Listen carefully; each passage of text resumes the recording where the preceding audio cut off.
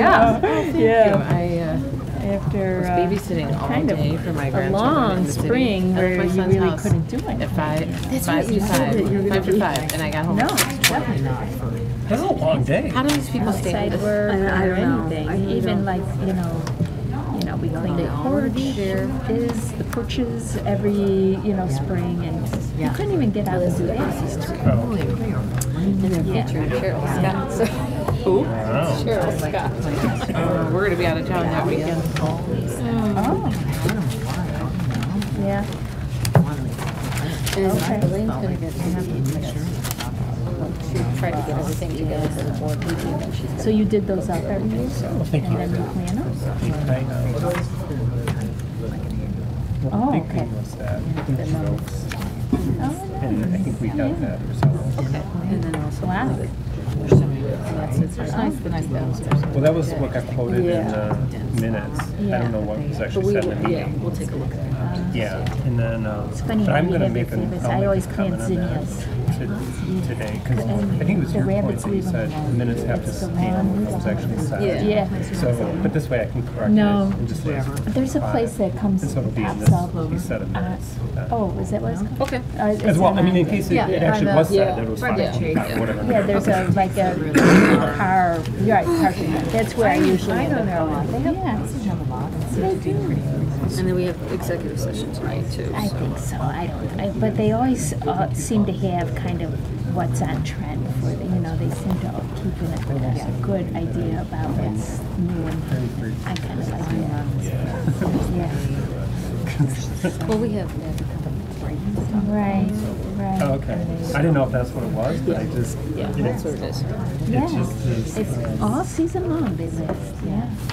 I've That been one very doesn't happy sound with easy. them. Do you like the shorter ones? No. Well, it's a I just very- have a little flower bed on the side of the house, and usually I plant like taller ones in back and the shorter ones in front. Yeah. And it fills up so nicely, that little area, yeah. And that's the door we use all the time, so it's nice. So you want me Yeah. to mention the budget amendment? Yeah, those two I found a The recreation. Yeah. I have a couple places Okay. where Speaking of, And that was really just because Oh, yeah. Tracy just kind of, I don't know. Yeah, what they it are, is, yeah. But there's money, there's have money. the money, Yeah, and that's what the money is meant for. The zinnias, they do not. Because one year I planted, I don't even remember what I planted, but I Yeah, planted it's something else that just caught my eye. And the rabbits just decimated it. So, back to the zinnias. We just picked it, we just put that, I don't remember that. Yeah. Put them on the side. no, that's fair. South side, that's by the doors. Yeah. There's a lot of activities. Rabbits really bother them. Oh, okay. Like, it's not like it's an ad, it's just you're reclassifying. yes, so we can track it. Okay, Right. that's fine. Did you want to go back to, was there anything in 2017 or substance? Right. Because Well, you try them. I think you'll and let me know. Maybe it's the same with us. Yes, Yeah, which so I was didn't- us. Yeah. Oh, okay. That's what I did Friday. You're comfortable with reading these proclamations? I am. In my report, I'll turn that over. Through whatever impact fees on this. Okay. Okay. Well, see, this Unless you want because I to would do have it. asked all those questions. It's your This property. is the benefit that we sit. I may have to borrow your hard copy though if I can't get to it in the because I don't like to go too far off the agenda because I have to refer to it. Thank you. Wow. You're good. Wow. Thank you. Two ordinances. Okay, now my problem is I have to read it like this. Do you need glasses? I have them. Oh no, that's all right. I'll get it. Yeah. Thank you. Dan, are we set? Thank you. Good evening, ladies and gentlemen. Welcome to the, what are we in, May? The May combined workshop and special meeting of your Board of Trustees. To honor our nation's heroes and especially to honor the men and women in uniform who serve our community, please rise and join us in reciting the Pledge of Allegiance. I pledge allegiance to the flag of the United States of America and to the republic for which it stands, one nation, under God, indivisible, with liberty and justice for all. Thank you. Deputy Clerk Haskey, welcome. Thank you for filling in tonight. Welcome. May we have the roll call, please? Yes, Madam President. Trustee Allen, Here. Hanson, Here. Rudolph, Here. Sifferman, Here. Timmick, Here. and Tyrrell. Here. All present. Thank you. Having read the agenda, does any trustee have any additions or deletions to tonight's agenda? Hearing none, we'll move on to citizen comments. This is the portion of the meeting that we open it up to the public. If anyone would like to address the board this evening, please come up now. Okay, no one. Then we'll move on to the workshop portion of our meeting. Moving on to committee reports. Trustee Allen, Public Works and Water Committee. Thank you, President Gallagher. We're going to rearrange the order a little bit, and Casey is going to go lead us off with an update on the Lawn Avenue potential project. So, Casey? Sure. These projectors are starting to warm up now, but you guys will be able to see what's going on your screens for now. So, the 2018 Lawn Avenue reconstruction project, one of the portions of the roadways that we're reconstructing this year is Lawn Avenue from Burlington to just north of the Elm Street intersection. The purpose of this presentation is to focus primarily on the central business district portion of the project. It's primarily a roadway maintenance project, but because it is taking place in the central business district, we are utilizing this project to try to start some streetscape improvements in the downtown area. We have these two reports that we are focusing our streetscape design on. The downtown redevelopment plan that was completed in 2011 and the downtown revitalization refinement project, it's a mouthful, that was completed in 2016. Just to be clear, we are using these documents to plan our roadway streetscape project, but we are not utilizing them to implement all of the elements in this particular project.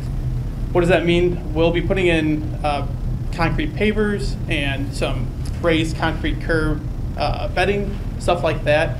But you won't see us be putting in like wayfinding signs and kiosks and bike racks, things like that. We'll be using this project to put in the foundations for those items. So when funding becomes available, we can come back, plant them in without really disturbing the area at all. So let's get started. This is going to be a little interactive.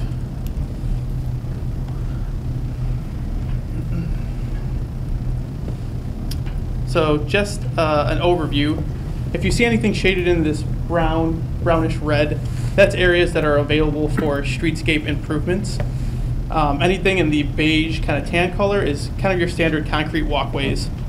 And then green is green space, places that we're going to utilize for either grass or other landscaping-like elements like sod. We'll start on the corner of Burlington and Lawn Avenue, the north side of the project. North is going to be to the right of your screen. You'll see these dark double lines that kind of go around the corner here. These are the new curb limits. The dotted lines just behind those, that's the existing curb limits. So the first thing you'll kind of realize here at Lawn and Burlington is that we're bumping out these crossings into the Lawn intersection. And we're doing that so that we can create two 11-foot driving lanes up and down Lawn Avenue. The reasoning for this is kind of twofold. One, the existing crossing is about 50 feet or so, and it's relatively long for pedestrians to have to cross, especially during busy hours of traffic. It's a long hike. When there's a train, you'll often see individuals taking right-hand turns through the existing parking that's, they kind of create their own right-hand turn lane, and it makes it a little dangerous for pedestrians. So we're trying to kind of make the area a little safer for individuals to cross. Second, we just can use this area to utilize a lot of the streetscape elements that we want to put in the downtown area. It's two portions of the roadway that we can gain the most space to make those improvements in the future. The parking on the True Value Hardware side, the east side of the street, is going to remain mainly roughly the same. We are bringing the existing handicap space up to standard. It's going to be in compliance now with our standard handicap spaces, and we're also including some ADA access you can see right here, onto the public sidewalk. But these diagonal spots will remain largely the same. On the west side, the BMO Harris Bank side, we're going to be shrinking the sidewalk down a little bit so we can gain some area for green space. I say green space now. This plan might change a little as we let JJR Smith Group get their hands on it. We may end up putting some pavers there instead. But our intent is to kind of plant trees in these 4 areas and either have green space or surround them with some cobblestones or pavers so that there's some hardscape there too. We'll move down to mid-block. On the east side of the street, you have V. On the west side of the street, you have BB's Donuts and Beautiful Beginnings. The west side is going to stay very similar to what it is now. There isn't a lot of room to make improvements there, so we're going to continue keeping the sidewalk as is. We'll replace it when we do the reconstruction project, but there won't be any real change to it. On the east side of the street, you'll see a large change in terms of parking and just kind of the geometry of the area. Prior to the project, you can see that there's these 2 kind of rounded bump outs on the corners. Our intent is to expand that pedestrian area out into the roadway and turn the diagonal spaces there into 3 parallel spaces. The new area kind of out here in front of V and the doctor's office and the dentist's office will improve with some minor streetscape improvements, but we'll leave largely blank for now. V is, we've talked to V, Director Scott and I have had some conversations with them, and they're interested in potentially furnishing the area for outdoor seating. Mm-hmm. So we'll keep those discussions going with them, kind of see where that goes. And that's it for that area. And the last leg of the project in the downtown business district is in front of the post office. You'll see a big change here too. The existing conditions have parallel parking stalls along Lawn Avenue, kind of stretching into the residential area over here. Our intent is to push our sidewalk back to the right-of-way line and implement some diagonal spaces. We're able to fit more spaces in this area than were previously there, and we're also able to insert a fully compliant handicap space as well with ADA access to the post office. In order to do so, we had to push the west parking stalls into the parkway up here. So you'll see we've kind of eliminated the green space and just have parking stalls against the sidewalk itself. The downside to this particular design is that we had to remove, well, we will have to remove 3 trees in the area, 2 on the west side, 1 on the east side. We never like removing trees, but it's our intent to plant more trees than we remove it as part of this project, significantly more. Another pro of this kind of design is that we are able to push all of the on-street parking in the residential area back into the central business district instead of having it kind of bleed in front of people's homes at 4516 and 4515 here on Lawn Avenue. Lastly, we've met with all of the business owners in this particular area of Lawn Avenue and some on Burlington as well. They're all aware of the project. They gave us feedback and kind of comments on how they thought this would impact them, especially when it comes to delivery trucks, things like that. We're working with them to make this as seamless as we can, but we've taken their comments too, implemented them where we could or where we found them necessary for this particular project. So with that, that's all I have, but if you guys have any questions, I'm here to answer.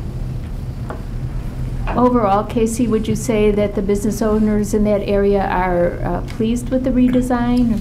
Yeah, we've gotten mostly positive comments. Everyone has been happy with the pedestrian improvements. I think the best way to kind of outline it is one of the individuals, one of the business owners told me, if you can get people in front of my store, I'm okay with it. Mm-hmm. So that's kind of our intent here, is to improve the pedestrian space for individuals.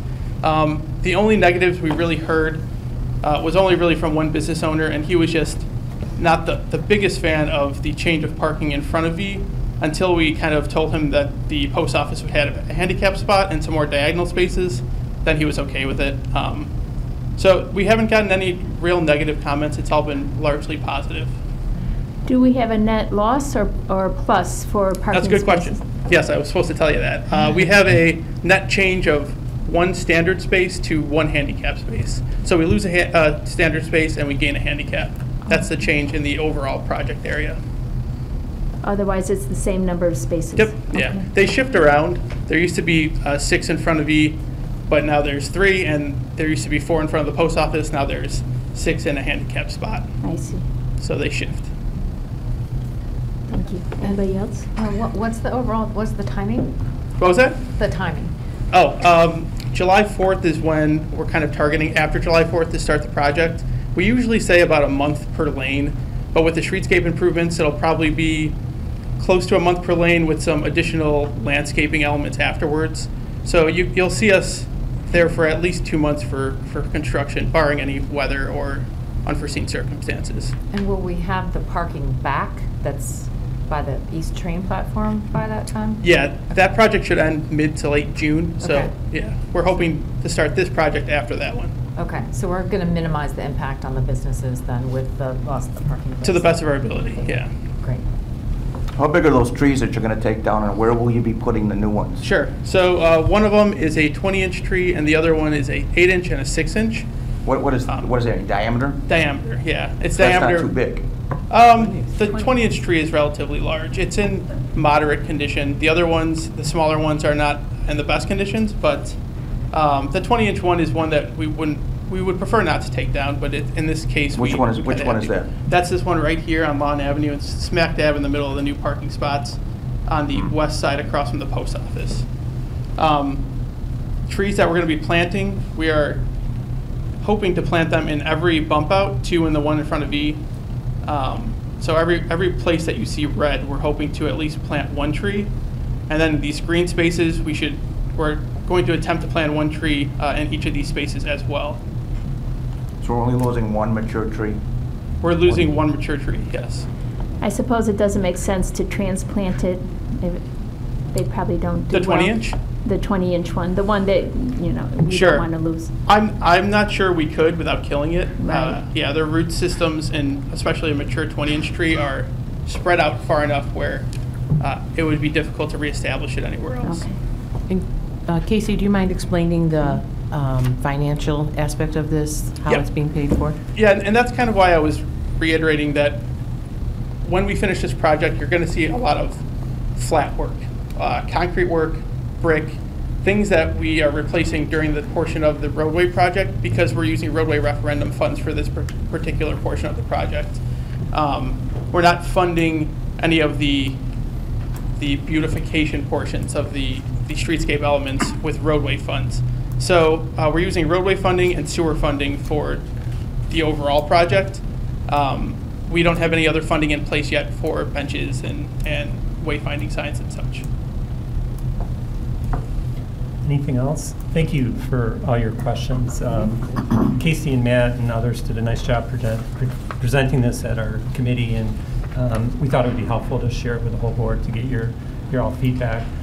Just to reiterate, there's more for Lawn Avenue right south of this section as part of the roadway program. Yeah, the project extends actually just north of Elm Street, but it's just a typical residential project at that point. And then the other big area is Johnson Avenue, are the 2 big projects. And to the comment that Trustee Rudolph made is, those are scheduled for this year to finish by the end of the season. Okay, if there's not any other questions on that one, I'll move on. And Casey did such a good job. Don't go too far. This is on the IEPA loan project status update. There's a memo in our packets from Director Super dated April 26. It's there's sort of 2 things with that. One is sort of the projects and the financing. As you recall, this is the $5 million or so we're going to request from the IEPA. It's a low rate type program, and it's going to be used for various projects. The 3 biggest are the 2 water tower repaintings that'll be in 19 and 2020, and then of course also well number 5. So there's a little bit still kind of tying down those numbers and everything and getting final approvals, but everything seems to be going well. Related to that, however, is, and oh, by the way, interrupt if you have any questions related to the financing, but the potentially the more interesting part is what's on our table in front of us, and Casey and or Jeff are going to take this one away. But this is an image of Field Park, and these are the green arrows, or the green stars represent potential locations for the new well number 5. They're labeled A, B, and C. The yellow represents sort of areas where we could not put a new well due to restrictions on how close they can be to sewer lines. So the yellow is sort of out of bounds. But in any event, they involve a lot of trade-offs. Location relative to the neighbors, location relative to the school. There's some impact on cost the closer you are relative to the water treatment plant. And as mentioned earlier, the impact on different trees, because while the actual finished site is going to be pretty small, the construction of it is actually going to be a little bit much larger than these stars indicate. So Casey's going to go a little bit further with this, but I did also want to highlight two things related to this. One is in our packet, there's a picture of an image called a pitless design. It's actually some new information we got. And on that, if you can find it, there's an image of a blue, some blue plumbing that's sticking out above the ground. It's about the size of maybe a golf bag.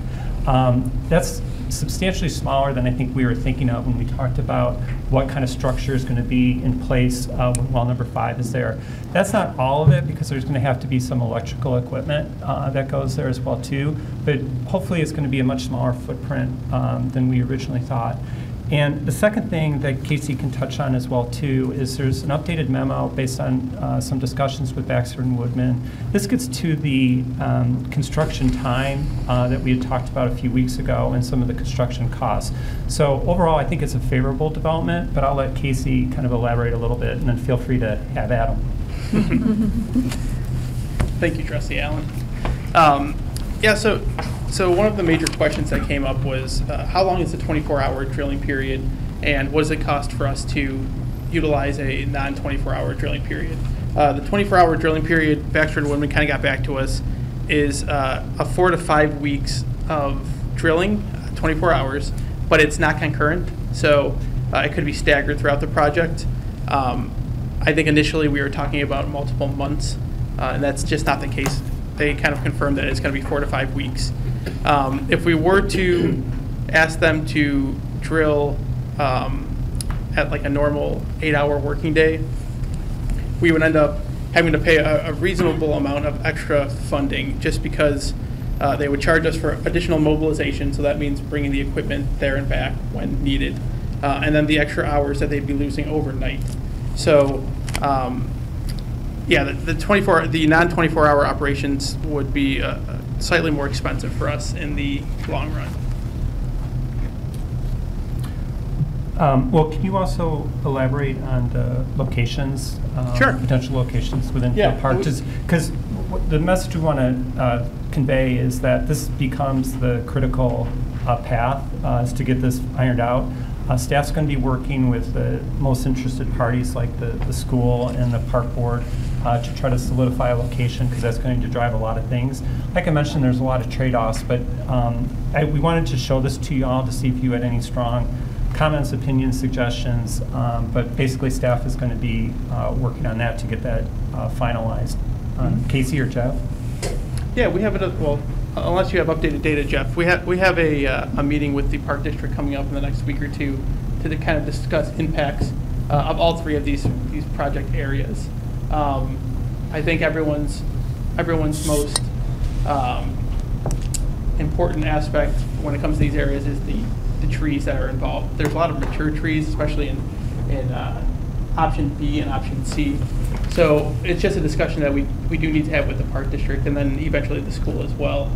Do you have any updated info, Jeff? Well, of course, there's going to be much more significant impacts other than trees. Trees are part of that. We're talking about access, field usage. We're talking about a construction zone that's quite large. In order to have drilling and well equipment, there are going to be a lot of considerations that are going to go into this plan. But in terms of planning just for the site location, there's been some questions that have been asked regarding, tree removals, and the ultimate product is actually pretty small, but it's the amount of access and area that's needed that can be quite large. And you can't have trees, for example, on Site C. Let's take that for example, on Site C, the equipment would actually fit in there really easily. The problem is, in order to build it, you're going to have to remove all of the trees in that area in order to get the large equipment and things like that that are necessary in order to construct the well. So we have a couple of different things: constructability, and then how that impacts the park district. Park district has some desires about park connectivity and activities that go in those parks, and so there'll be a lot of discussions over the next few weeks to go over with the park district. And if I may, thank you for reminding me, one of the issues, Clausen's in the near term to be a road repair. There's also a significant water main underneath it as well. It's quite an expensive project, but one of the things I think we heard from the park board is they would, as Jeff mentioned, would love to make it a contiguous park going all the way, from east to west. So, that is maybe one other consideration if you kind of think about B and C, but that would involve other trade-offs and other issues as well too. So more to come, but like I said, they're doing a good job trying to kind of optimize all those different variables and find the best solution for us within Field Park. Okay, are there any questions on that or the cost? Because I know the cost thing was something that came up in the 24 hours a few weeks ago, so I just want to make sure that that was clarified. Well, what is the difference in the costs between 8 and 24? What are we talking about? We're going to have to decide whether to have 24 hours continuous drilling or 8 hours. How much is the cost difference between the two? Well, originally it was going to be very significant, and I think and Casey can elaborate, I think it's come down a lot. There's going to be some period of time now that is going to require the 24 hours when they're actually sinking the well. Is that correct? Yeah. There's the 4 to 5 week period. That's where you'll see this increase in cost, is the 4 to 5 week period when the 24-hour work is being recommended. If we were to back off, we would end up paying the 4 additional hours per day of mobilization, plus the hours that we lose overnight. So I can't give you an exact number, but it would extend the overall drilling time significantly, which would increase the cost. But do you have any range, or will we get this later? We'll get this later, Okay. yeah. But then also to Trustee Terrell's point, isn't staff going out to look at a site where one of these type of things they're Yeah, we have trying to actually- find, to understand a little better about the noise impact as well too? How loud is this? Well, That's what we're trying to determine, Yes. and staff, Matt and Casey are going to be going out and taking a look at some sites, see what kind of noise levels they have there, what actually does the site look like, what can we do to make sure that it's not that ugly during that time. There's a lot of sludge that comes up that they had to take out of there, so it's not a pretty sight at all, so. Yeah, we need to realize that they're drilling, probably 1,000 feet into the ground, and a hole that's probably, 8, 10 inches in diameter. So there's a lot of material that comes out of there, not only dirt, but also rock and a lot of other things that will be coming out of there. The other thing that, as Trustee Allen referred to, is the cost differentials when you start looking at Site A or Site B and Site C. As they get further away from the water treatment plant, they become more expensive also. And so, there's added cost for tree removals, there's added cost for, the site being further away, those type of things that are all going to be considered at some future time when we really start looking at it in much more depth and detail. When do you think that'll be? This spring, this summer? When we'll be looking at this? Right, when will this be? It'll be happening, we'll start getting into more of the design and details probably later this summer. The finished product, how big would that be, this Well, it's a... There's actually a photo in your memo. It shows a... Is it that Yes. So Yeah. that's it. Yeah. So it's that, but Submerged. And they would Yeah. also have an electrical cabinet there too. That's We're all not it is? sure if the electrical Well, okay. cabinet is going to be underground or if it's going to be above ground. Yeah. And I talked to Casey about Yeah. that this afternoon. He said, similar to the electrical cabinet that we have out in, by the water plant right now. yeah, Baxter Woodman gave us a good comparison. If you go out on Johnson Avenue, right by the water plant, kind of the northwest side, there's a green cabinet. They said that's relatively the size we're looking at if it's going to be above ground. If it's below ground, no one will see it, which would be preferable, but we're not sure if we can use high voltage equipment below ground yet, so. Thank you for all the questions. Thank you, Casey, you did a nice job mentioning for Director Seifert. So sort of kind of coming back to the beginning, on the capital summary report, I just wanted to highlight a couple things. One, we're continuing to evolve the report to sort of make it real clear about construction versus engineering, gross versus net costs, and carryover costs when projects extend more than 1 year. So kind of more to come, but we're working on that as well. Two projects that I wanted to highlight. Of course, you can ask about other ones as well too. Ridgewood Oaks Basin. There was some discussion a few weeks ago about the cost for that. That has been ironed out for now for construction and engineering at $424,000. As you may recall, this is the project to improve sort of flooding in the southern part of the town. This one's going to be largely borne by the residents of Ridgewood Oaks through a cost-sharing type agreement that's being worked on. But I did want to clarify, since there was quite a few questions on that at a previous meeting. And then also an update on Rose Garden, the water main replacement. As I understand it, the majority of the residents have opted to hire their own contractor plumber to do their work from called the Buffalo Box, the part in your lawn that connects to the main from there to the house. So the overall numbers in here in this report are going to change significantly because the one contractor that was not going to do it all for the one contractor that was going to do it all for the village and then recapture the costs through an agreement with the homeowners is now going to be done directly by the homeowners. So it's sort of a change in just the way the mechanics of the projects is going to work, but not really the overall objective of what we're trying to do, which is move the water mains from the rear, inaccessible rear yard up to be the front of the yard to be consistent with really the rest of the village. So are there any questions on those two? Okay. Lastly and importantly, there's two new vehicle purchases. There was some information on these in your packet. Actually, some good news to report on this. One is the vehicle purchase, the 2019 International Dump Truck.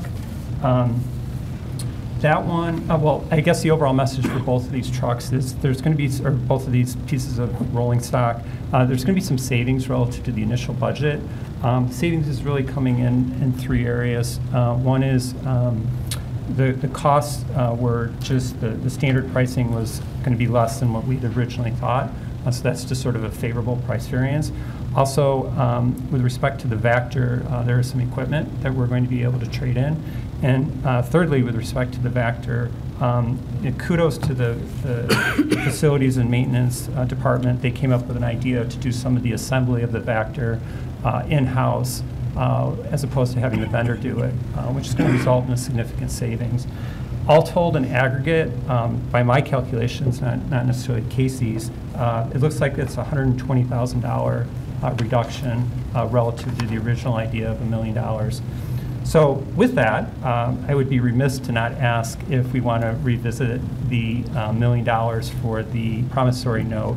And again, just to, for the highlight of that, or I guess to try to be really clear on that, $120,000 savings, or financing it ourselves as opposed to externally, would result in about a $20,000 lower cost to the residents. And I guess my overall objective or opinion on that is, I'd rather see the money from the residents stay in the village to be used within the village for village projects as opposed to be a third-party financial institution outside of the village.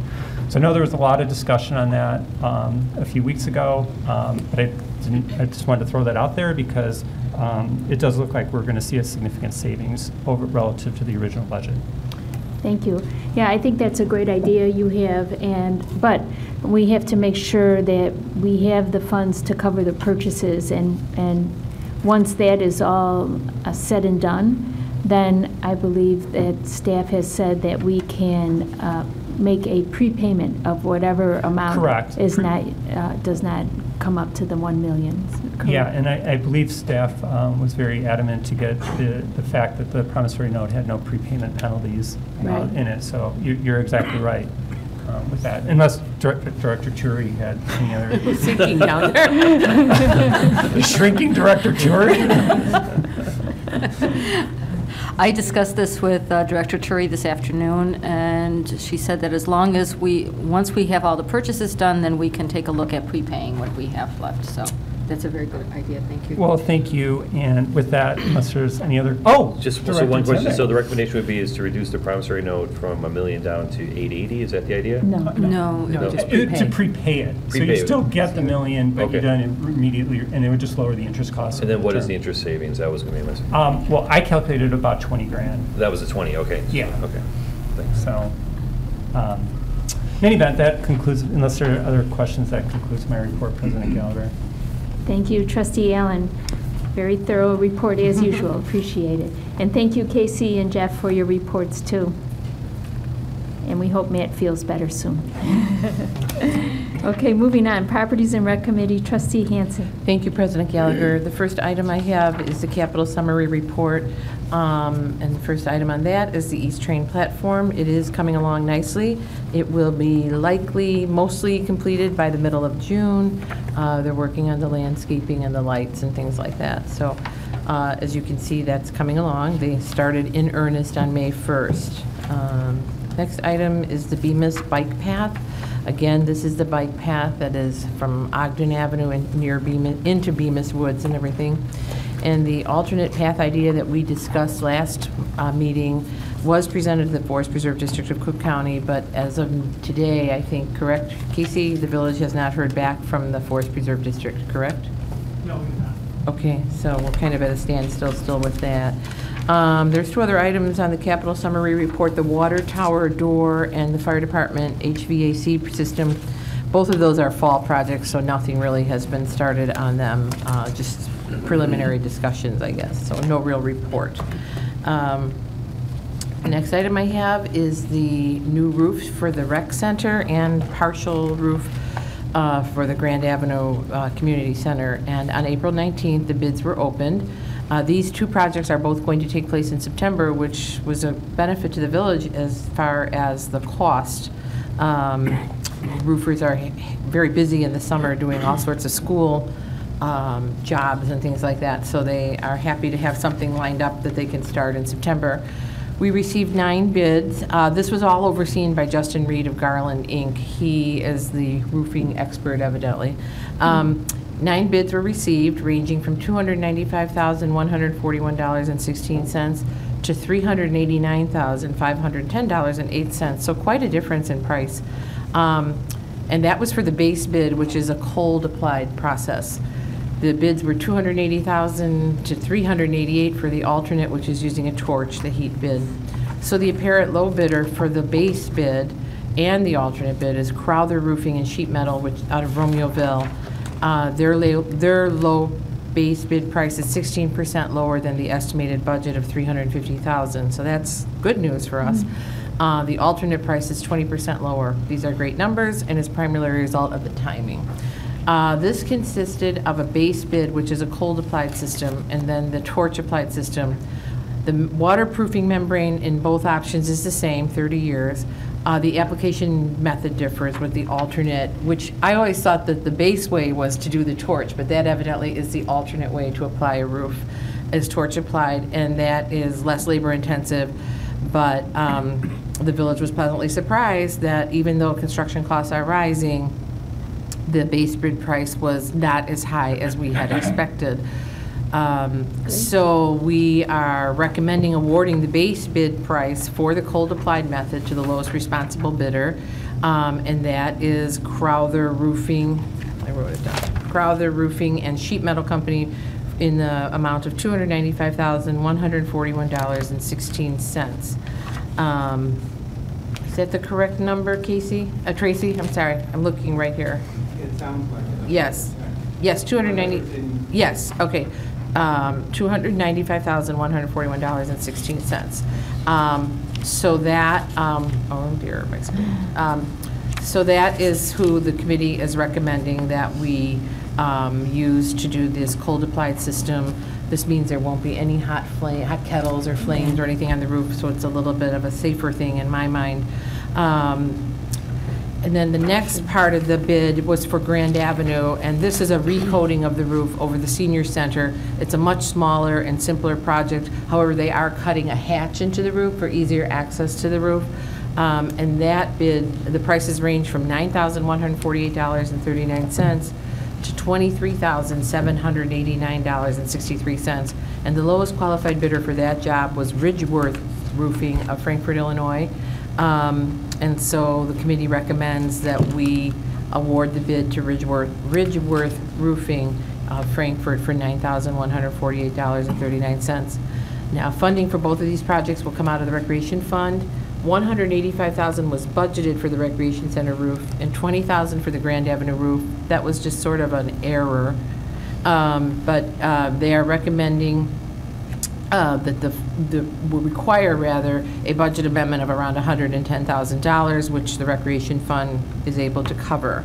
So based on those, numbers and everything, our committee recommends that we put this on the omnibus and approve this.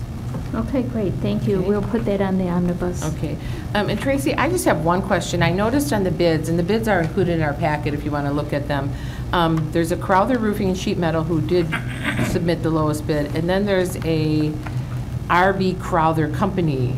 Do you know, are those the same company, or? I think they're related. I wasn't at the bid opening. Okay. Casey, are you I'm familiar just with curious that more one? than anything. I think it's brothers or something like that, but they're not separate companies. Okay. I remember some kind of talk about that. Okay, just curious I can more check than if you anything. want to No, know. that's okay, I'm just curious more. I just noticed that and I thought that's interesting. Okay, the next item, as you recall, I believe it was last month or March, we talked about the Flag Creek Greenway, and we were awarded a grant from the West Central Municipal Conference for a Flag Creek Greenway to be constructed in 2018, 2019. And if we don't spend this money, we will lose this money, and they might not look so favorably upon us when we apply for other grants and things like that. So the Flag Creek Greenway would be constructed from Plainfield Road north to 54th and Fair Elms, the lift station. It would be a pedestrian enhancement for the village. Certainly people would be able to ride their bikes, but there would also be pedestrians down there and everything.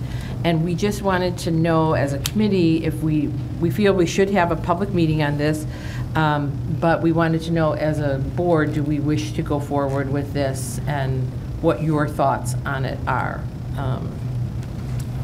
So going forward would mean going to the public for their comments. To see if the public is interested in this type of thing. It would require landscaping, lights, security cameras and everything. And as I say, it would be for the enjoyment of all village residents who want to walk or bike along that area.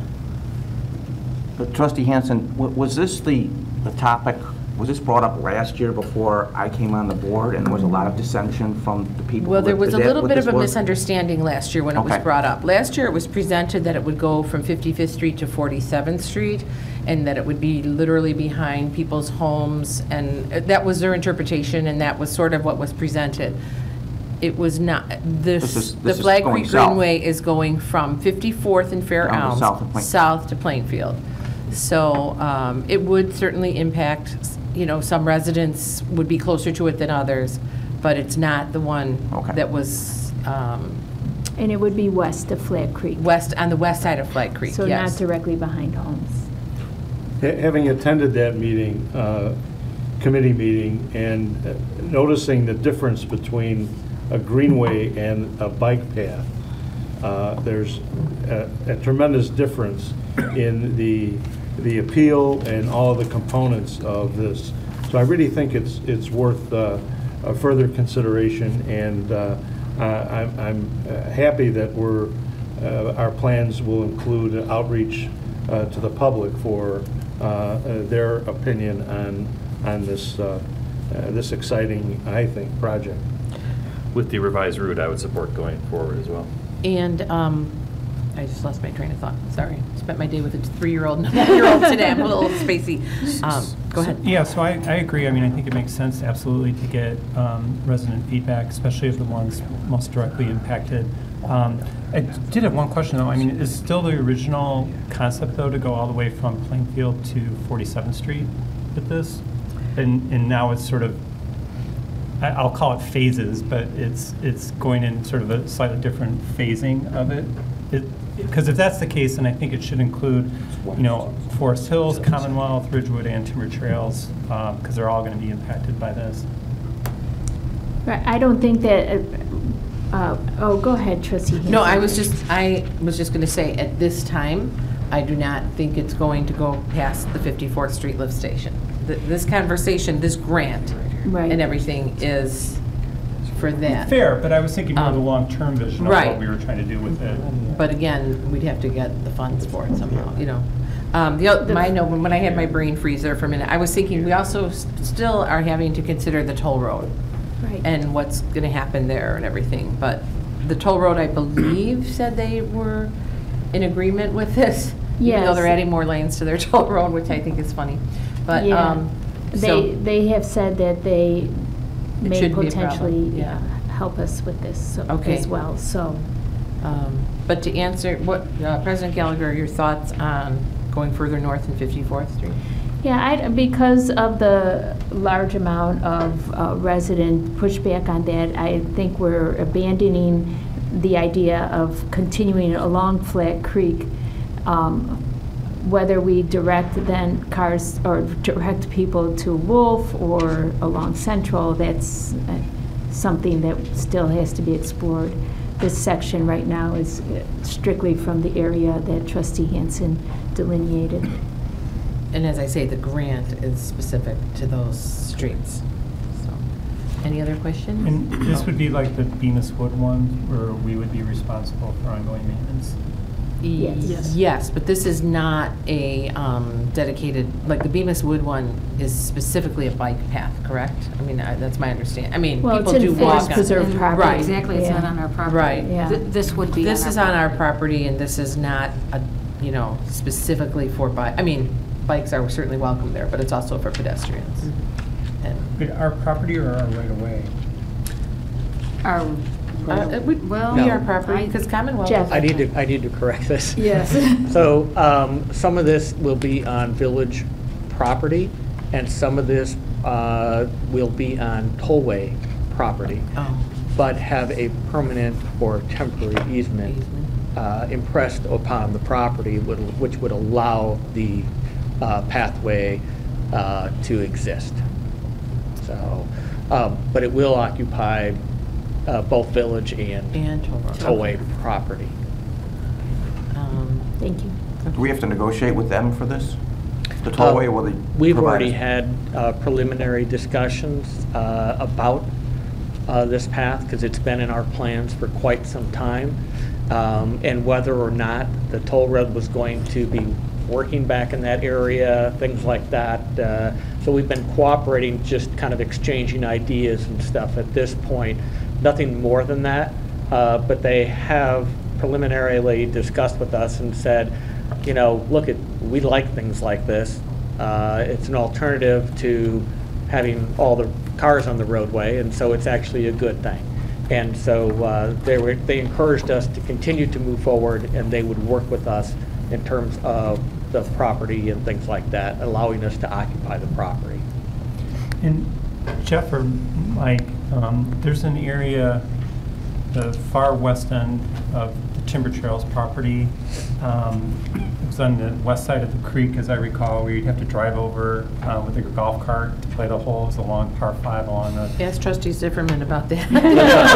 Zimmerman, I didn't mean to exclude you. No, I didn't know, is that I pointed out connected a to birdie I this or got on that. unrelated, or what was, because at one point I thought that was going to be some sort of maybe water detention, but I wasn't sure if Okay. that's understanding's correct or. Right. In that particular area, Trustee Allen, there is a stormwater detention facility, but it is directly connected to the tollway area. It's immediately adjacent to it. They actually back up to each other.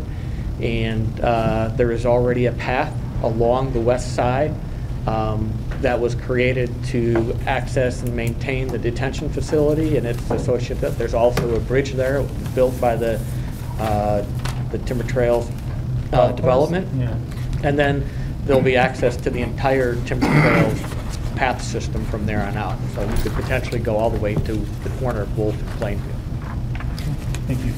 If this goes ahead, we'll have to make sure to have a plaque at the spot where Bill Sifferman had his birthday. And that concludes my report, unless there's any other questions. Thank you, Trustee Hansen. Moving on to Finance, Trustee Rudolph. Thank you, President Gallagher. First, we'd like to begin with an update on the library referendum. We have a lot of good detail in our packets, but I'd like to invite Director Bo Davis up to give us an overview of where things stand. Okay, so since I spoke to you last, the voters voted to allow the village to issue $2 million in GO bonds on the library's behalf. So now that we're going forward, the library board would like me to share with you our updated timeline. Before I do that, just to recap the scope of the project, as you'll remember, it is an interior-only project. All areas of the interior will be updated. Some highlights include the addition of more private group study areas, updated electrical, new energy-efficient lighting, flexible spaces, and a great deal more collaborative community space.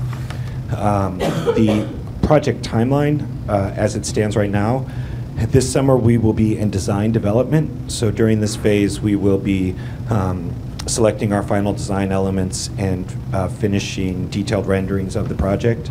This fall, we will move into the construction documents and bidding phase. So final blueprints will be completed and approved by the library board.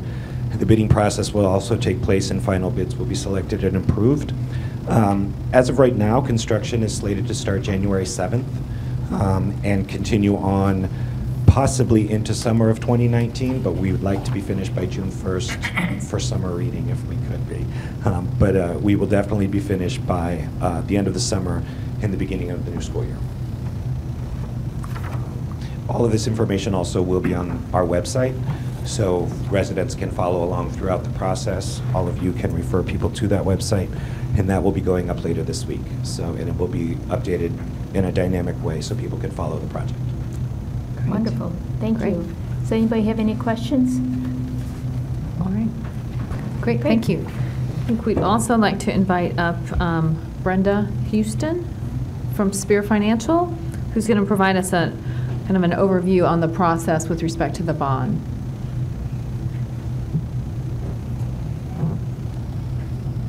I have to do this, right? Yes, yes. Okay. Good evening, everyone. It's nice to be here. Oh, okay. Again, good evening, everyone. Before I start, we just received. I don't think it's on. You have to. It's on green. You have to hold it right in. Like a news anchor. Yes. Testing, testing. Yes. Does anyone hear me yet? Yes. Okay. Hold it, you shut it, move, even towards about 45-degree angle, and talk into it. Okay? Okay. All right. Everybody can hear me now? Yes. Yes. Okay, that relieves any tension I've ever had. Okay, I have copies of the ordinance. This is a blank copy. This is what you'll be getting in 2 weeks with all the details filled in. Okay. And this is for the bonds, right? Yes. Okay, just to recap really quickly, these bonds, $2 million issue, were approved by the voters. So we took it from there. It's $2 million. It's going to mature over 10 years, and that was based on the information and the decisions made by your staff. The debt service is going to be level debt service. Is everybody familiar with what level debt service is? Okay, I see some. Okay, level debt service is every year for those 10 years, the amount of taxes that will be levied will be approximately the same. So you're not going to see a tax rate low one year and then jump up higher the next year. So let's put it this way, municipalities like it that way. They don't like to see their tax rates up and down, up and down. So where are we in the process? Most of the preparation has been done. We have a couple of small things to finish.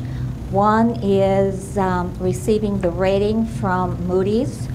A week ago, your manager and your finance director and the director of the library had a conference call with an analyst from Moody's. They spent a good hour, maybe even more than that, explaining what the project was and also the finances of the village. We should be getting their rating on Wednesday. We don't expect any changes. In fact, the indications we were given was that everything would stay the same. Just recently, you guys were reviewed. Both of the, well, there's more than 2 rating agencies. I want to say all of the rating agencies that have rated you or any other municipality or taxing unit that has sold bonds will review your rating whether or not you're selling bonds. So back in March, you were reviewed and your rating stayed the same as it was before, which is AA2, good rating. So we will find out what that is on Wednesday. As far as timing goes, we plan to send out an official statement with request for bids to a certain number of interested parties, mostly underwriters, and we're going to ask for those bids to be submitted to us on Monday, May 21st. It'll be a competitive bidding situation. And what we do is we use an electronic platform where the name of the firm that handles it for us is called Grant Street. But what happens is that the various underwriters will submit their bids. They will not know what anybody else has bid, but they'll know what their position is, whether they're first, last, in the middle. And they can keep submitting bids until you get to the point where everyone has, entered their their best bid. They're not going to do any better. And of course, you're going to take the lowest bid, and we will let you guys know what that is. So the sale, what's going to be on May 21st, about 2 weeks later, June 12th, we expect to have the funds, or you guys expect to have the funds. And that's it in a nutshell. Is there anything else? Any questions? Yes. Brenda? Yes. In some of the document, it had maybe I'll call it an anticipated rate of 2 3/4. I was just curious what you thought in the market for AA flat municipal bonds today, if you think that's going to be about right, or I'm hoping that 2 3/4 will be just about on it. I feel that it will be a little under 3, so that would fall into the ballpark. I mean, you're short. I mean, it's only 10 years, and it's level. The amounts that are maturing, the principal amounts that are maturing every year are a decent size. And also, the market knows you guys. You're a good community. You're a class act. So you're going to get interest from a lot of underwriters. And also, a lot of the underwriters in Chicago, they live out here. So it's not only that they know of you, they've driven through. They've ridden on the train coming in to the city. So I don't want to jinx anything, but you guys are going to have more than one bid. I can say that with confidence. Okay. Okay? Great. Well, before I leave, I just want to ask Grace, did I leave anything out? We're okay. Fine. Great. Thank you. Thank you very much. Oh, you're welcome. Great job, by the way. I'm sending your audition tape to WGS. I thought you were a nice guy. Great, thank you. And thanks for the update overall on the library. Our next item are a couple of budget transfers that the details, the memo from Director Turi were found in your packet. The first is Director Turi advises that we should set up a means of tracking and reporting on our spend that is associated with the tollway, which I think is a great idea. So she is proposing a budget amendment to do so we can track the engineering and legal costs to date, but more importantly is going to help us as we move forward, just as we have a long road ahead of us, so to speak. Thank you, Director Turi, for that. And then second, we have budget amendments. There's a second amendment with respect to closing out our fiscal 2017, where we're looking at transfers from the Special Purpose Reserve Fund into the respective project funds.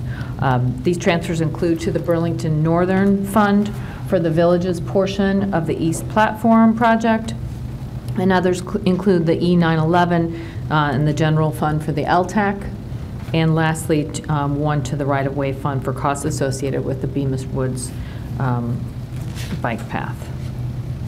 Questions on any of that? All right, thank you. And then last is just the Police Pension Board will be meeting tomorrow evening at 7 o'clock. So I just wanted to provide notice of that. Okay. With that, nothing further. Thank you, Trustee Rudolph. Moving on to Public Health and Safety, Trustee Sifferman. President Gallagher, colleagues, there are three items that have been advanced from the committee, the Public Health and Safety Committee. I'll cover the first one. Is an item in your packet, a very comprehensive memorandum coming from Chief Kenny regarding the paid-on-call lieutenant promotional exam process. This is a very comprehensive process that included a lot of interaction, not only with the officers and on staff, but also from the assessment center, the Illinois Fire Chiefs Association, that participated in this. There were 7 candidates that were identified, and through the various testing phases, 3 of the candidates find themselves on a promotion list for the paid-on-call lieutenant position whenever that becomes available, most likely with a possible notice of a retirement in January. But this report is most comprehensive. And Chief Kenny, do you have anything that you would like to add? The only other thing I would add that I was very proud of was when the Illinois Chiefs completed the assessment center, they made a point to contact me and said, very rarely do we ever come out and encounter people that are competing for a position that all showed that kind of teamwork. So it was, I'm not surprised in their character, but it was certainly an awesome thing to hear. So they did very well. 5 of the 7, this was their first time. So it was a great learning experience also. Thanks, Chief. The other 2 items are advanced for President Gallagher's acknowledgement of the value, the importance, and the gratitude for our public safety professions that serve and protect us. In the upcoming weeks in May, the law enforcement police officers' acknowledgement of their services in next week, and the emergency medical services the following week. And I would ask President Gallagher to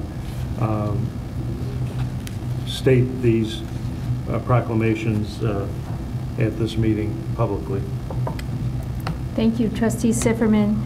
That was very well said. You know, I think in our quiet community, it's sometimes easy to overlook the services that our police force and our emergency medical services provide on a day-to-day basis. Both of these are professions where people put their own lives online to help others, and it's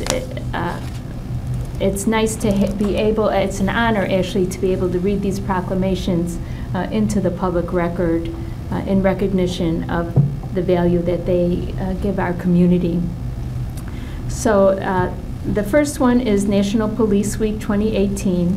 And this is to recognize National Police Week and to honor the service and sacrifice of those law enforcement officers killed in the line of duty while protecting our communities and safeguarding our democracy.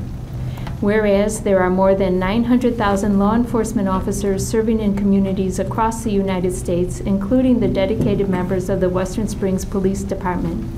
Whereas there have been 58,627 assaults against law enforcement officers in 2016, resulting in approximately 16,677 injuries. Whereas since the first recorded death in 1791, more than 21,000 law enforcement officers in the United States have made the ultimate sacrifice and been killed in the line of duty. Whereas the names of 21,183 dedicated public servants are engraved on the walls of the National Law Enforcement Officers Memorial in Washington, D.C. Whereas 128 new names of fallen heroes are being added to the National Law Enforcement Officers Memorial this spring. Whereas the service and sacrifice of all officers killed in the line of duty will be honored during the National Law Enforcement Officers Memorial Fund's annual Candlelight Vigil in Washington, D.C. on the evening of May 13, 2018. Whereas the Candlelight Vigil is part of the National Police Week, which takes place this year on May 13th through May 19th. Whereas May 15th is designated as Peace Officers Memorial Day in honor of all fallen officers and their families, and U.S. flags should be flown at half-staff. Therefore, be it resolved that the Village of Western Springs formally designates May 13th to 19th, 2018 as Police Week in Western Springs and publicly salutes the service of law enforcement officers in our community and in communities across the nation. In witness whereof, I will sign this proclamation today. Now, the Emergency Medical Services Week proclamation. Whereas emergency medical services is a vital public service, and whereas the members of emergency medical services teams are ready to provide life-saving care to those in need 24 hours a day, 7 days a week, and whereas access to quality emergency care dramatically improves the survival and recovery rate of those who experience sudden illness or injury, and whereas the emergency medical services system consists of emergency physicians, emergency nurses, emergency medical technicians, paramedics, firefighters, educators, administrators, and others.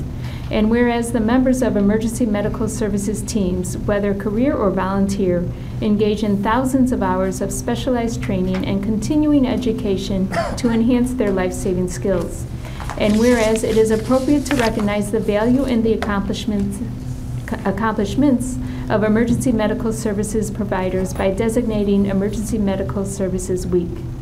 Now, therefore, be it resolved that the Village of Western Springs proclaims the week of May 20th to May 26th, 2018 as Emergency Medical Services Week. We encourage the community to observe this week and commend the devotion, contributions, and services of members of Emergency Medical Services team. Thank you. Trustee Sifferman. Thank you. That completes my report. Thank you. Moving on to General Government. Trustee Timmick.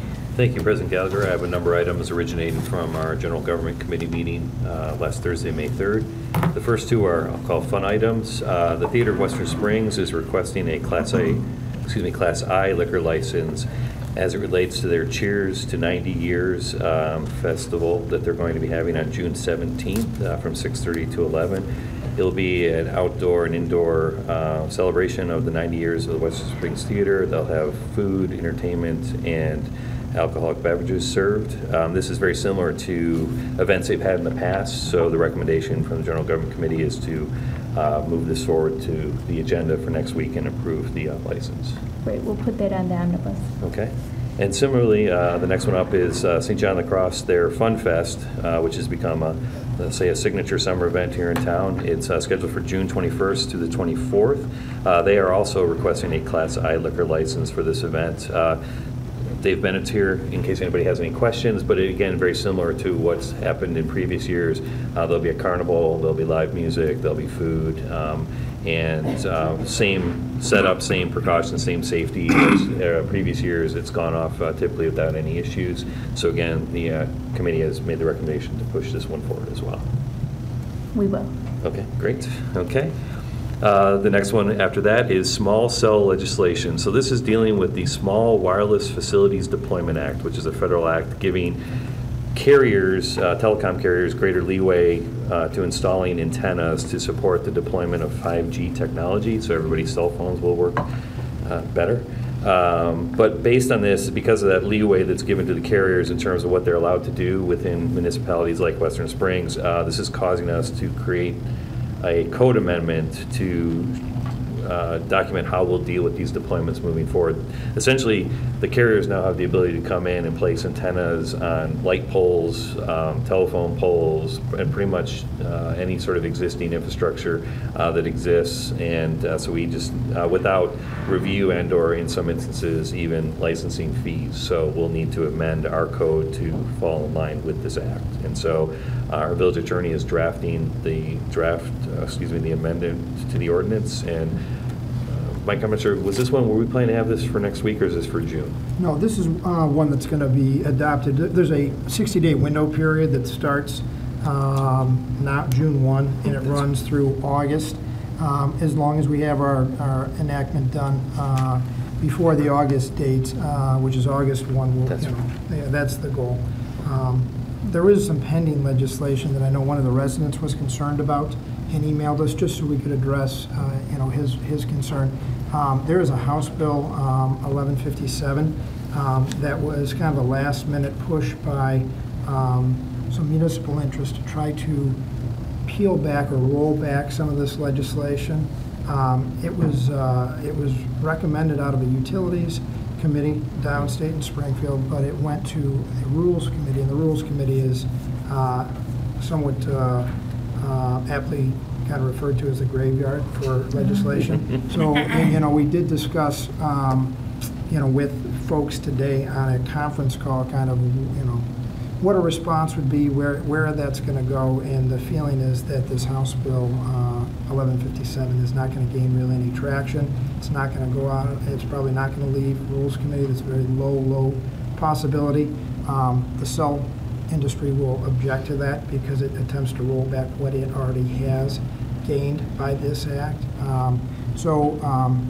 Everybody's focus is really to address what we have to deal with on the books and what is going to be in the best interest of the community.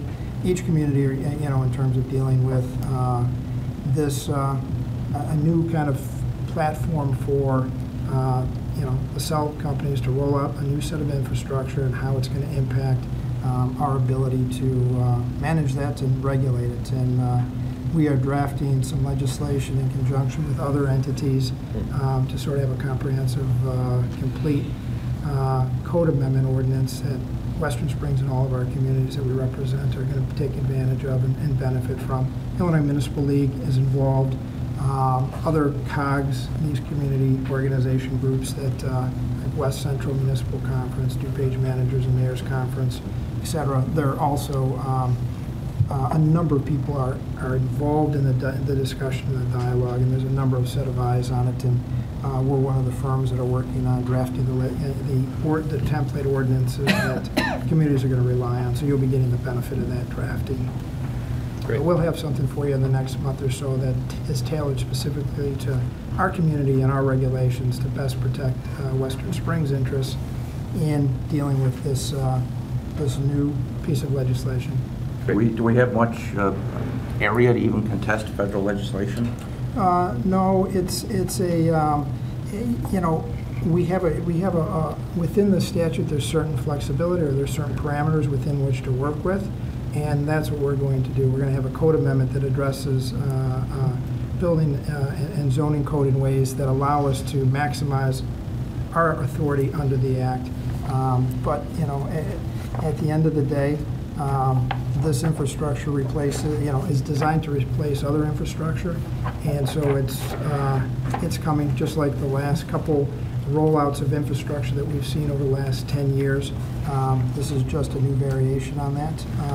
But to the extent we can regulate, we are going to preserve that right to regulate to the maximum that the statute's going to allow us to do so. Great. Thank you. And then the last item actually deals with PSEBA, which is the Public Safety Employees Benefits Act. And so this is an act that gives our public safety employees, our police and fire folks, some added coverage or protection if they're either involved in some sort of an event where they have catastrophic injury or even death for their benefactors. Based on some case law in 2017, it was made known that municipalities like Western Springs would have the power to establish a local administrative procedure on how an event like this would be handled if in fact it did come up, and how the village would, through a hearing and so forth, establish the extent of the injuries and how it would handle and deal with that. So we are drafting an ordinance amending our code to establish that procedure.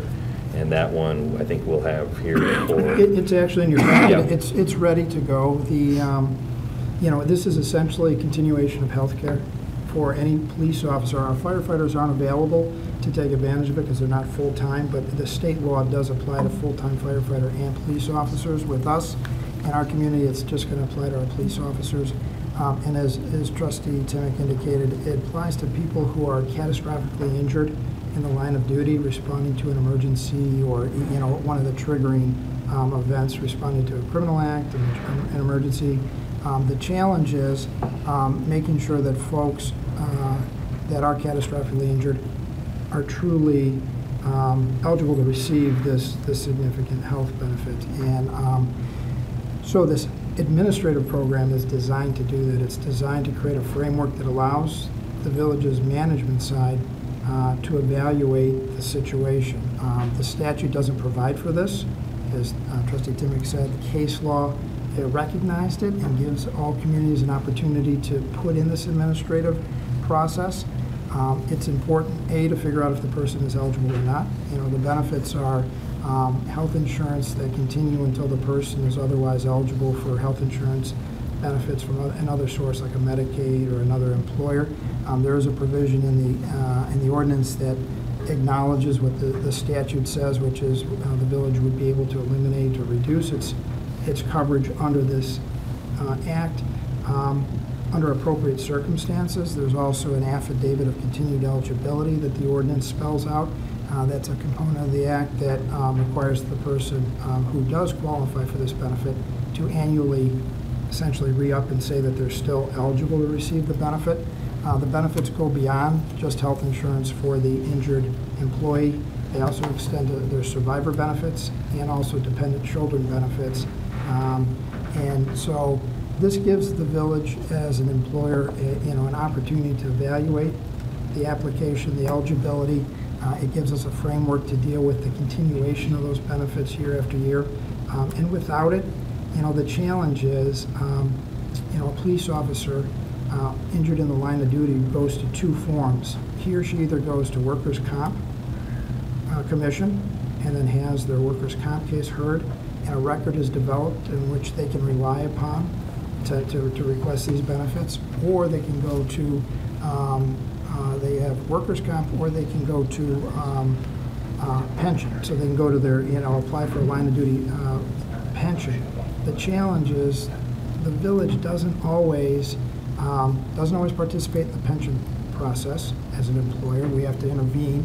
And also, while we do have special counsel that handles our workers' comp cases, the workers' comp standard of review and eligibility for those type of benefits is totally different than what we're talking about here under this statute. Same thing with the pension. There's different thresholds and criteria in a pension case and a workers' comp case than under this statute. So ideally, having a separate administrative program that allows us to evaluate the statutory criteria here gives the village an opportunity to make a record, decide whether the employee is eligible or not. And ultimately, if it is contested by either party, the determination, it allows a record to be created that can go to litigate, to go to a court and be evaluated at the next level. It is a kind of a tool in the management's toolbox to manage this statutory obligation for providing these benefits, and so we're recommending that the code be updated to put in the administrative program. Great. Thank you. And that concludes my report. Thank you, Trustee Timick. Moving on, Trustee Terrell, Planning and Zoning. Yes, I just have one short mention about Foxford.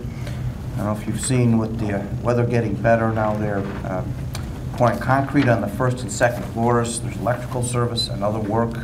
Contractor is finally now preparing to build the second and third and fourth floors soon.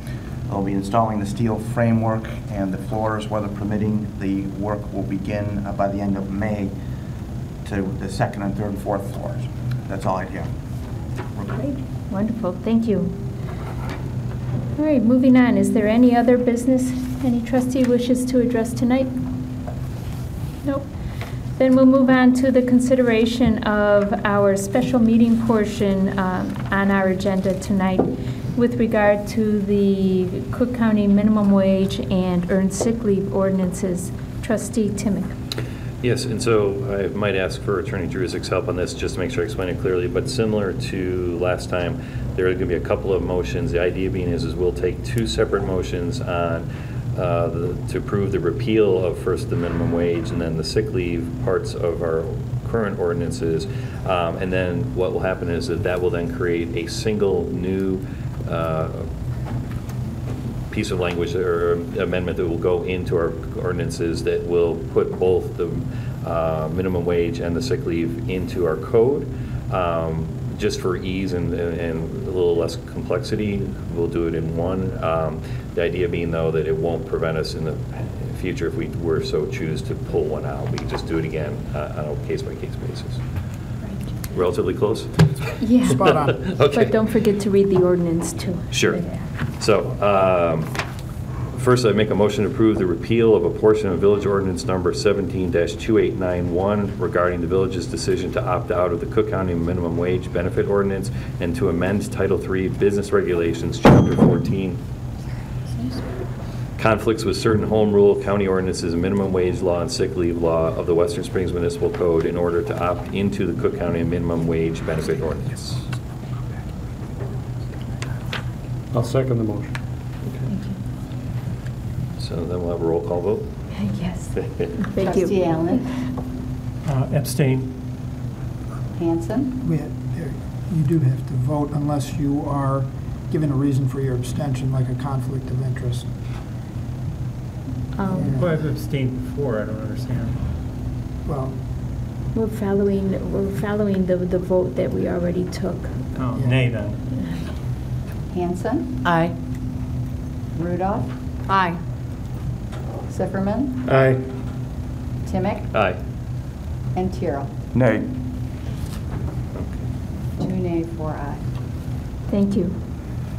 Okay, I'll make a second motion. Motion to approve the repeal of a portion of Village Ordinance Number 17-2891 regarding the village's decision to opt out of the Cook County Sick Leave Benefits Ordinance and to amend Title III Business Regulations, Chapter 14, conflicts with certain home rule county ordinances, minimum wage law, and sick leave law of the Western Springs Municipal Code in order to opt into the Cook County Sick Leave Benefits Ordinance. Is there a second? Second. Okay, roll call, please. Vote, please. Yes, Madam President. Trustee Allen. Nay. Hanson. Aye. Rudolph. Aye. Sifferman. Nay. Timick. Aye. And Tyrrell. Aye. So 2 nay, 4 aye. Thank you. And then Trustee Timick, if you would read the ordinance itself, please, under number 7, ordinance 18-2918. Certainly. we're not taking a vote on it, just to read the ordinance by title into the record that has been approved by a 4-2 vote, a collective 4-2 vote. So ordinance 18-2918, repealing Village Ordinance Number 17-2891 and amending Title III Business Regulations, Chapter 14, conflicts with certain home rule county ordinances, minimum wage law, and sick leave law of the Western Springs Municipal Code to opt into the Cook County Minimum Wage Benefit Ordinance and the Cook County Sick Leave Benefits Ordinance. Thank you. Okay, moving on to the reports. I just have a few items in your packets are the applications for a few commission appointments and reappointments.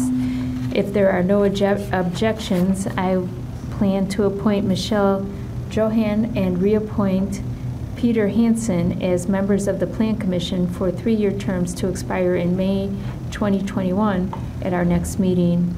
And also to reappoint Peter Kosanovich as chair of the Transportation and Safety Commission for a 3-year term to expire in June 2021. And I'd also like to remind our residents that this Saturday, May 12th, is our spring cleanup.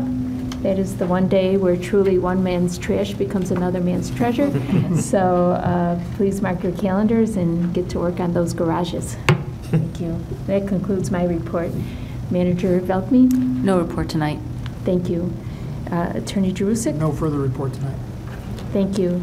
And we do have some business to take care of in closed session, so Trustee Timmick, would you make a motion to recess to closed session? Certainly. I make a motion to recess to closed session for the purpose of discussing collective negotiating matters between the village and its employees or their representatives, or deliberations concerning salary schedules for one or more classes of employees, 5 ILCS 120/2C2, and probable or imminent litigation, 5 ILCS 120/2C11. Thank you. Is there a second? I'll second. All in favor? Aye. Opposed? Oh, roll call. It's a roll call. We're going to close Okay, session, so we thank do have you. to do a roll call. All right, thank Trustee you. Allen? Aye. Trustee Hansen? Aye. Trustee Rudolph? Aye. Trustee Sifferman? Aye. Trustee Timmick? Aye. And Trustee Tyrrell? Aye. Okay, thank you. So we have recessed to closed session. Once we conclude our business there, we will reopen the public meeting only for the purpose of adjourning. Good night, ladies and gentlemen.